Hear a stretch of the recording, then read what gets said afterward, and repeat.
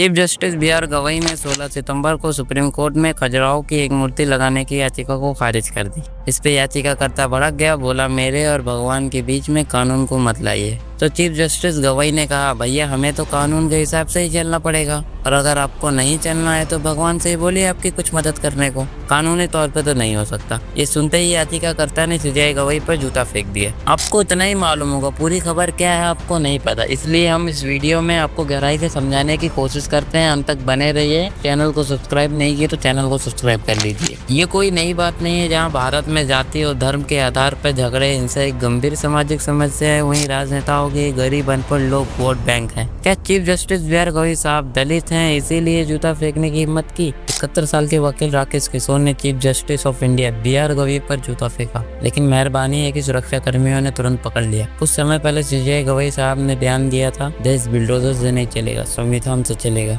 तो इन भाई साहब राकेश किशोर को मिर्ची लग गई। एक एएनआई के इंटरव्यू में राकेश किशोर ने कहा, बुलडोजर कार्रवाई गलत नहीं है। इस पे स्टे कैसे लगा दिया चीफ जस्टिस ने?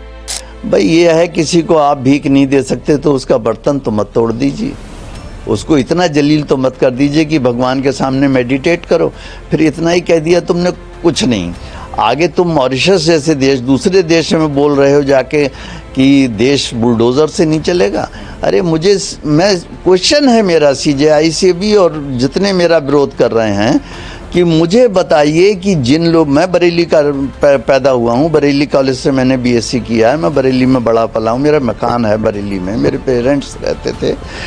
मुझे ये बता दो कि जिन लोगों के खिलाफ बुलडोज़र चला रहे हैं, उन्होंने सरकार की संपत्तियों पे कब्जे कर रखे हैं, बड़े बड़े महल बना रखे हैं, होटल बना रखे हैं, और मैरिज के लॉन बना रखे हैं, उन्होंने, उनके खिलाफ क्या योगी जी जो बुलडोज़र चला रहे हैं वो कार्रवाई गलत है? उन्होंने अवैध ज़मीनों पर कब्जा कर रखा और तुम रोक लगाते जा रहे हो। हाई कोर्ट, सुप्रीम कोर्ट वाले, तुम ये नहीं सोच रहे हो कि तुमने हल्द्वानी में जो ज़मीन रेलवे की, मैं हल्द्वानी भी जा चुका हूँ, मैंने वो झुग्गी झोपड़ियाँ भी देखी हैं।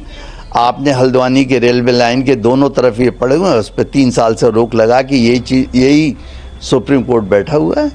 बोलिए क्या उनके लिए, जब एक अवैध संपत्ति है तो उस पर काहे की ज़रूरत है, क्या ज़रूरत है? आप बाद में वो केस लेके आते हैं, आप उस केस को डिसाइड कीजिए कि भाई ये ज़मीन इनकी थी, वापस कर दीजिएगा उन्हें। मगर ये तो नहीं कि पहले से ब्लैंकेट बैन कर दिया कि साहब इस पर बुलडोज़र नहीं चलेगा। इन सब चीज़ों से मैं आहत हूँ और रहूँगा। इन भाई साहब को ये बात पसंद नहीं है कि योगी के बुलडोजर पर रोक कैसे लगा दिया चीफ जस्टिस ने। इनके अंदर ही अंदर आग जलने लगी। इनकी आग तब जाके बुझी जब 16 सितंबर को राकेश किशोर ने सीजेआई गवई पर जूता फेंका। बताया ये भी जाता है कि राकेश किशोर की आरएसएस से अच्छा संबंध है, इनको आरएसएस के फंक्शन में भी देखा गया है। और राकेश किशोर ने एक इंटरव्यू में ये भी कहा है, मुझे कोई भी डर नहीं है, मुझे कोई भी पछतावा नहीं है, ना ही मैं माफ़ी मांगने वाला हूँ। मैंने कुछ नहीं किया, भगवान ने मुझसे करवाया है। राकेश किशोर का कहना है, उसको परमात्मा ने नींद से जगा कर कहा, तुम सो रहे हो, देश जल रहा है।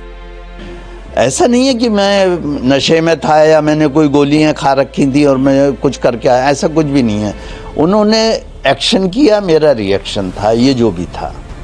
तो आप इसके लिए जैसे लेना चाहें लीजिए। आई एम फ्री टू से दिस थिंग कि मैं फियरफुल नहीं हूँ किसी चीज़ के लिए, ना मुझे कोई इस बात का अफसोस है कि क्या हुआ क्या नहीं हुआ।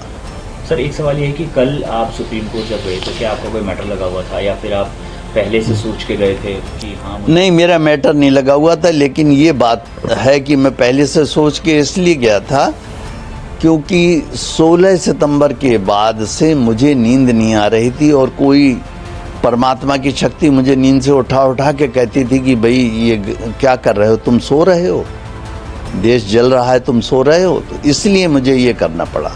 कल की तैयारी मेरी थी ये कि मैं 2 दिन, मैं हार्ट का पेशेंट हूँ, वाल्व मेरा एक पूरी तरह से ख़राब है जिसका मुझे रिप्लेसमेंट कराना है। अपोलो में मेरा पिछले 7-8 साल से इलाज चल रहा है हार्ट का। मैं 2 दिन की दवाएं लेके गया था क्योंकि मुझे मालूम है कि पुलिस के इंतजाम में इसमें उसमें देर लगेगी। और मैं ये भी मुझे तो बड़ा ताज्जुब है कि चीफ जस्टिस ने मुझे छोड़ दिया। मैं इसे उनका उपकार मानूँ, एहसान मानूँ कि क्या मानूँ, ये मैं नहीं समझ पा रहा हूँ। छोड़ दिया, उनकी मर्जी है। इसी बात को लेकर राकेश किशोर ने सीजेआई गवी पर जूता फेंका, तब जाके इसको सुकून मिला। और जूता फेंकने के बाद कहा सनातन का अपमान नहीं सहेंगे। इतना सब कुछ होने के बाद भी जूता फेंकने वाले वकील पर सीजेआई गवई साहब नहीं चाहते कोई कार्रवाई हो। पुलिस के मुताबिक गवई साहब ने कोई मामला दर्ज नहीं किया और वकील को रिहा करने की मांग की। जूता और दस्तावेज भी वापस कर दिए गए। इस पे चीफ जस्टिस ने कहा मुझे इस सबसे फर्क नहीं पड़ने वाला, ये अच्छी बात है, उन्हें इस बात से ज्यादा बुरा नहीं लगा। लेकिन काफी लोगों का कहना है संविधान के अपमान को, इस देश के अपमान को सहा नहीं जाएगा। पहले ये जानते हैं राकेश किशोर जैसे लोग ये सब कुछ करते हैं धर्म के नाम पर, हिंदू धर्म के नाम पर, और हम और आप हकीकत नहीं देख पा रहे, हम इन्हें ही सही मान लेते हैं। मैं पूछना चाहता हूँ ये जो हिंदुत्ववादी लोग हैं ये कहाँ गायब हो जाते हैं? जब राम रहीम ने 2 हिंदू लड़कियों पर अत्याचार किया था, फिर भी ये बलात्कारी राम रहीम को 14 बार बेल दिया जा चुका है। बेल किसने दी सभी को पता है। तब सनातन का अपमान नहीं हुआ था? वो 2 लड़कियों के लिए किसी ने आवाज उठाई, कोई आगे आया? तभी हिंदुत्ववादी लोग कहाँ गायब हो जाते हैं? जब चैतन्य सरस्वती ने 17 लड़कियों का यौन शोषण किया था, तब इन लड़कियों के लिए कोई सामने आया? तब सनातन धर्म का अपमान नहीं हुआ था? इस वक्त इनकी धार्मिक भावनाएं कहाँ गायब हो गई थी? जब पत्रकार राजीव प्रताप को मार दिया गया, जो भ्रष्टाचार का पर्दाफाश कर रहा था, आज उनकी बीवी जो 7 महीने की प्रेग्नेंट है गुहार लगा रही है, मेरी आगे की जिंदगी का मैं क्या करूँ? नमस्कार, मैं राजीव प्रताप की वाइफ हूँ। मेरा नाम मुस्कान है और मेरी शादी अभी जनवरी में हुई है। मेरी शादी को अभी 9 महीने हुए हैं और मैं 7th मंथ प्रेग्नेंट हूँ। तो मैं अब सरकार से यही कहना चाहती हूँ कि मेरे पति को न्याय दिलवाएं, गहनता से जांच हो। हाथ जोड़ के सभी से रिक्वेस्ट करती हूँ, पूरी सरकार से, जनता से इस दुख की घड़ी में हमारा साथ दें और जो जांच हो वो बहुत गहनता से हो और एक एक चीज़ सामने आए। हालांकि अभी तक जो भी हुआ है उस चीज़ से मैं सहमत नहीं हूँ, पर एसआईटी की जो वो है वो गठित हो गई है इसमें और जांच चलनी शुरू हो गई है। तो मैं बस इतना ही चाहती हूँ, इन लोगों की वजह से, मतलब जिन भी लोगों का हाथ इस सब के पीछे है, उनको कड़ी से कड़ी सजा मिले। आज उनकी वजह से सर मेरी हंसती खेलती ज़िंदगी बर्बाद हो गई। अभी मेरी शादी को बस 9 महीने ही हुए हैं। आखिरकार मतलब मैं 20 साल अभी मेरी उम्र है, मैं कहाँ जाऊँ?